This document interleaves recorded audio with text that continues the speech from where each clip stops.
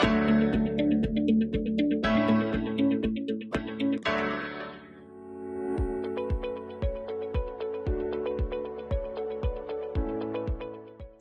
students, welcome to the session of Social Science. We are studying globalization and the Indian economy and today we will be discussing the struggle for fair globalization. हमने अपने previous session में देखा था कि कैसे globalisation हमारे Indian economy को एक बहुत बड़ा बूस्ट देता है या हम यूं कहें कि हमारे ओवरऑल ग्रोथ और डेवलपमेंट में एक इंपॉर्टेंट रोल प्ले करता है। पर जैसा कि हम जानते हैं हर सिक्के के दो पहलू होते हैं, ठीक उसी तरीके से ग्लोबलाइजेशन का एक नेगेटिव एस्पेक्ट भी है। चलिए उसे देखने के लिए एक क्वेश्चन को डील करते हैं। So let's put on our thinking cap. The question is, can small producers survive the storm of globalization और will they be swept away by the rising tide of competition from imports and MNC? For example, मेरे पास दो pair of शू हैं। पहला pair एक international brand का है, दूसरा हमारे लोकल डोमेस्टिक ब्रांड का है। दोनों की ही कीमत 1000 रुपए है। अब आप मुझे बताइए, आप कौन सा शू लेना प्रेफर करेंगे? आप में से मैक्सिमम लोग कहेंगे सर इंपोर्टेड वाला, यानी इंटरनेशनल ब्रांड का। बिल्कुल सही, क्योंकि बीइंग कंज्यूमर हम सब ऐसा ही सोचते हैं और इसीलिए ये क्वेश्चन सामने आता है कि क्या ये स्मॉल प्रोड्यूसर इतने बड़े कंपटीशन को फेस कर पाएंगे? क्या ये इस कंपटीशन में सस्टेन कर पाएंगे या ये वक्त के साथ पैरिश हो जाएंगे? चलिए इसी चीज को जानने के लिए हम आज एक केस स्टडी को देखते हैं। सबसे पहले हम बात करेंगे रवि के कैपेसिटर बिजनेस के बारे में। रवि 1992 में एक बैंक से लोन लेकर तमिलनाडु के होजर शहर में कैपेसिटर मैन्युफैक्चरिंग यूनिट लगाता है। ये काम बहुत अच्छा चलता है। 1995 तक उसका बिजनेस काफी एक्सपेंड होता है और वर्क फोर्स बढ़कर 20 तक चली जाती है। अब ऐसे में रवि का काम बहुत अच्छा चल रहा था। अब इसके बिजनेस को नजर लगने वाली थी, ये किसने सोचा था? जी हाँ, नजर लगी। किस चीज की? ग्लोबलाइजेशन की। क्योंकि ग्लोबलाइजेशन के चलते एक अग्रीमेंट साइन होता है वर्ल्ड ट्रेड ऑर्गेनाइजेशन के साथ, जिसके तहत जितनी भी इंपोर्ट रेस्ट्रिक्शंस हैं उन सभी को रिमूव कर दिया जाता है और जो कंपटीशन है वो स्काई रॉकेट हो जाता है और इसका सीधा असर रवि के ऊपर पड़ता है। क्योंकि रवि के जो मेन क्लाइंट थे वो थे टीवी मैन्युफैक्चरर। अब टीवी मैन्युफैक्चरर को चाहिए था ये कैपेसिटर। अब कैपेसिटर एक ऐसा छोटा सा डिवाइस होता है जो बहुत सारे इलेक्ट्रॉनिक अप्लायंसेस में इस्तेमाल किया जाता है। पर जैसे ही ग्लोबलाइजेशन आया, इन सभी मैन्युफैक्चरर्स ने धीरे धीरे एमएनसीज का हाथ थाम लिया और असेंबली लाइन ज्वाइन कर ली। अब ऐसे में एमएनसीज ने ये कैपेसिटर काफी अच्छी क्वालिटी में और चीप रेट में अवेल कराना शुरू कर दिया, जिसका सीधा असर पड़ा रवि के बिजनेस पे। ऐसे में रवि के जो प्रोडक्ट की डिमांड थी धीरे धीरे घटने लग गई और घटते घटते ये प्रोडक्शन 50% तक ड्रॉप हो जाता है और यही वर्कफोर्स घटकर अब केवल 7 लोगों की रह जाती है।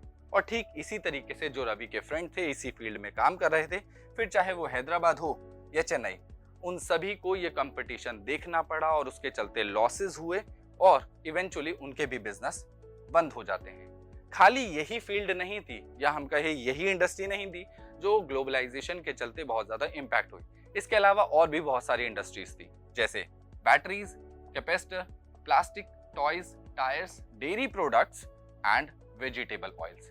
इस कंपटीशन के चलते बहुत सारे बिजनेस कोलैप्स हो जाते हैं और धीरे धीरे बहुत सारे लोगों की जॉब चली जाती है।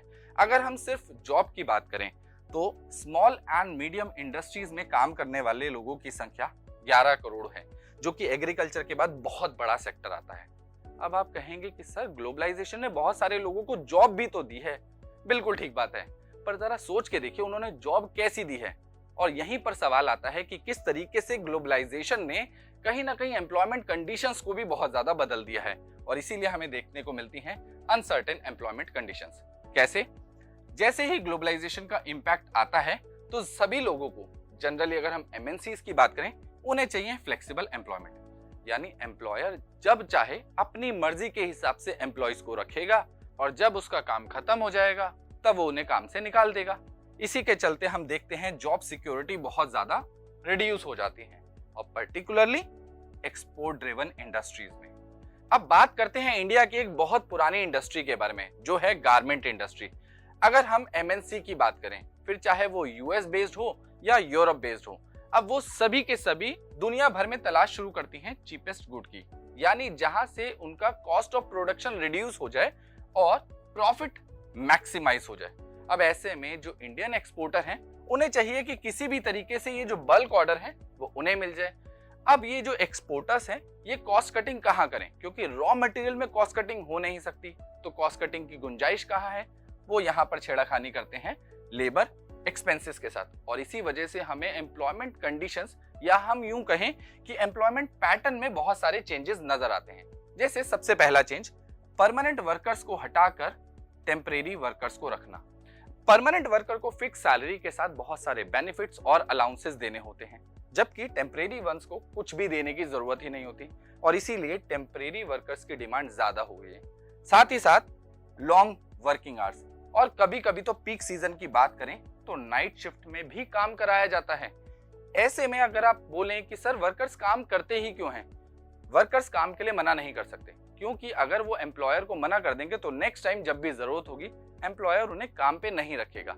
साथ ही साथ अगर हम देखें तो वेजेस काफी ज्यादा लो देखने को हमें यहाँ पर मिलती हैं, और इन लो वेजेस के साथ उनका लाइवलीहुड सस्टेन करना बहुत ही ज्यादा मुश्किल हो जाता है।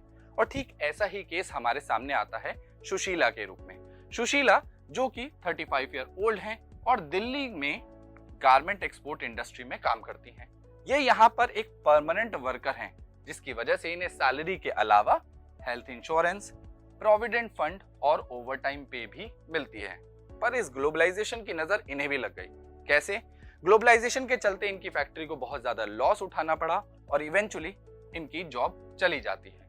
पर सुशीला घर तो बैठ नहीं सकती, तो सुशीला काम ढूंढने निकल पड़ती है। सुशीला को काम मिल भी जाता है, पर 6 महीने बाद, वो भी अपने घर से लगभग 30 किलोमीटर दूर, जहां इनकी करंट सैलरी पिछली सैलरी के मुकाबले आधी भी नहीं है। इसके अलावा अगर हम करंट कंडीशंस की बात करें तो ये यहाँ पर टेम्परेरी वर्कर की तरह हैं, तो इसी वजह से इन्हें कोई भी बेनिफिट नहीं मिल रहा जैसा कि इन्हें पिछली जॉब में मिलता था। इसके बाद इन्हें 7 दिन काम पर जाना पड़ता है, 7:30 बजे से लेकर 10 बजे तक, और अगर ये छुट्टी कर लेती हैं तो उस दिन इनकी तनख्वाह काट ली जाती है। तो आपने देखा कि किस तरीके से हमें यहाँ पर एम्प्लॉयज की लाइफ पर असर देखने को मिलता है। आप कहेंगे कि सर पास में काम क्यों नहीं कर लेती? पास में काम करने में दिक्कत ये है कि पास में इर्रेगुलर वर्क ज्यादा है और साथ ही साथ पे और भी बहुत कम है। तो यहाँ हमें देखने को मिलता है कि ग्लोबलाइजेशन कैसे स्मॉल प्रोड्यूसर्स और मैन्युफैक्चरर और साथ ही साथ वर्कर्स की लाइफ को अफेक्ट कर रहा है। अब क्या आपको लगता है कि यहाँ पर हमें फेयर ग्लोबलाइजेशन की जरूरत है? बिल्कुल है। अब हम यहाँ पर कर क्या सकते हैं? क्योंकि अगर हम ग्लोबलाइजेशन की बात करें तो ग्लोबलाइजेशन ने बहुत सारे लोगों को बेनिफिट दिए हैं, बट ये बेनिफिट अनइवनली डिस्ट्रीब्यूटेड है, क्योंकि जितने भी educated, skilled and wealthy individuals थे उनको तो ग्लोबलाइजेशन का बहुत ज्यादा फायदा मिला, पर बहुत सारे लोग ऐसे थे जो इस अपॉर्चुनिटी के नजदीक भी नहीं पहुंच पाए, जिनके पास यहाँ की अपॉर्चुनिटी के लिए एक्सेस भी नहीं था। अब ऐसे में अब आप सोच रहे होंगे कि क्या किया जाए। ऐसे में गवर्नमेंट अपना रोल निभा सकती है। कैसे? गवर्नमेंट जब भी कोई पॉलिसीज बनाए ग्लोबलाइजेशन को लेके, तो वो ध्यान रखे कि ये पॉलिसी कुछ चुनिंदा अमीर लोगों को ध्यान में रख के ना बनाकर, बल्कि पूरे समाज के हर व्यक्ति को ध्यान में रखकर बनाई जानी चाहिए। साथ ही साथ प्रॉपर इंप्लीमेंटेशन होना चाहिए लेबर लॉज का। इस चीज को इंश्योर करें। ऐसा ना हो कि एमएनसीज अपने फायदे के लिए लेबर लॉज को मैनिपुलेट करें और उन्हें जब चाहे अपने हिसाब से तोड़ मरोड़ के इस्तेमाल करें। इसके अलावा सपोर्ट करें अपने स्मॉल प्रोड्यूसर्स को जब तक कि वो कंपटीशन को फेस करने के लिए तैयार ना हो जाएं, और अगर जरूरत पड़े तो ट्रेड बैरियर्स का भी इस्तेमाल करें, क्योंकि डेवलप कंट्रीज आज भी अपने स्मॉल और मीडियम स्केल इंडस्ट्रीज को बचाने के लिए इसका इस्तेमाल करती हैं। और साथ ही साथ नेगोशिएट करें WTO के अंदर फेयर रूल्स के लिए, ताकि जो डेवलप्ड नेशन का डोमिनेंस है उससे हम बच पाएं।